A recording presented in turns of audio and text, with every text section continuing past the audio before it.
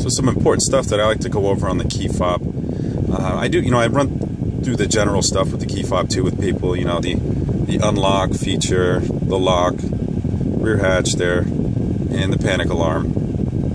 Also, by double pressing this roundel, if your car is equipped with an alarm system, by doing the double press on here, that is going to allow you to deactivate the motion sensor and the tilt sensor, which is popular for those that do have small animals that they leave in the car briefly while they run in to a store or whatnot, and they want to prevent the alarm from going off. By turning off the motion sensor, that definitely helps out in that situation. And then the tilt sensor is a feature that's equipped on the car, so if somebody tried to jack up your car and take your wheels and tires, it would set off an alarm. So double pressing that will deactivate it. If you do have the panic alarm going off, any one of the buttons will deactivate the alarm, so it doesn't specifically have to be this one that you press. Also with the key fob, I like to point out the integrated key feature.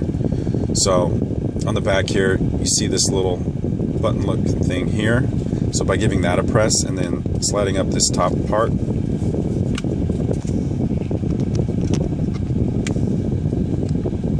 so press this in, the top part slides off. If you do have a key ring in here, it helps out a lot.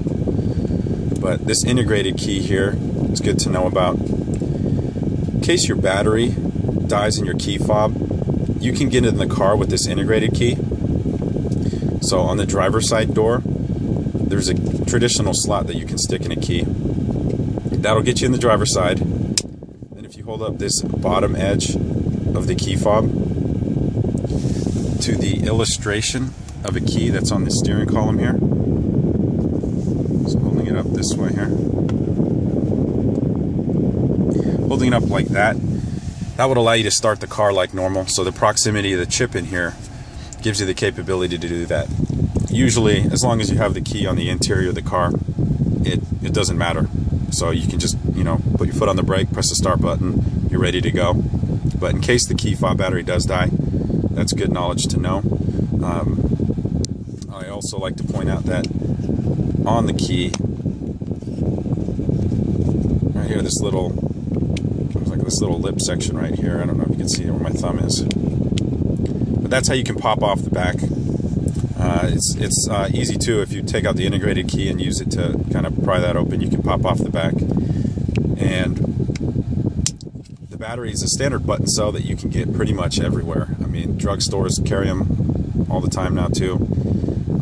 So, I mean, you can get them at a service center, but usually when you run out of battery, it's at the least convenient time, so you're farthest away from BMW as possible. But it's a standard button cell that you can get pretty much anywhere.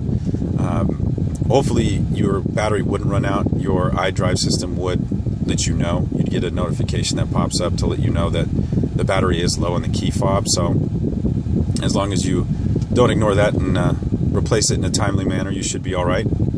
But that is good to know just in case of an urgent situation. Also, that integrated key that slides out can be used for the valet feature on the car. Now the car I'm in is a 5 Series here.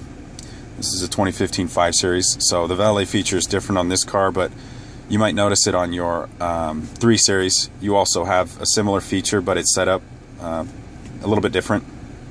On a 3 Series, for example, the valet feature is in the glove compartment, but on the 5 here, I'll show you, the valet feature can be used. So if you were planning on using valet, say you were shopping, or maybe you wanted to store a purse or something in the back, you want to keep your valuables in the trunk. So you want to put them in the trunk, but you don't want valet to have access to them. So what you can do is, if you put your stuff in the trunk, come in here, open up the center here, right back here, if you slide this over to lock, what you're doing now is deactivating the trunk opening features on the car, both from the fob and the interior button. Close this up, take the integrated key, lock it up. Then what you can do is take the integrated key with you, give the valet the fob. They can then move your car, but they don't have access to the center here because you locked it, and they won't be able to open the rear trunk. So if that is a feature that you'd be interested in, it is proving useful to some. I've heard even some people say that some ladies like to just, if they store their purse in the car, they use it even if they're not using valet. So just a feature to be aware of. If you ever notice your trunk isn't opening, this is usually a good culprit. Sometimes people forget to switch it back over, or maybe somebody else was filling in their car and slid it over, didn't know what they were doing. But if you notice your trunk's not opening, that might be a culprit right there. So yeah, just wanted to touch on those couple things with the key fob. If you have any questions, please let me know. And if you have any requests for any specific videos, also let me know.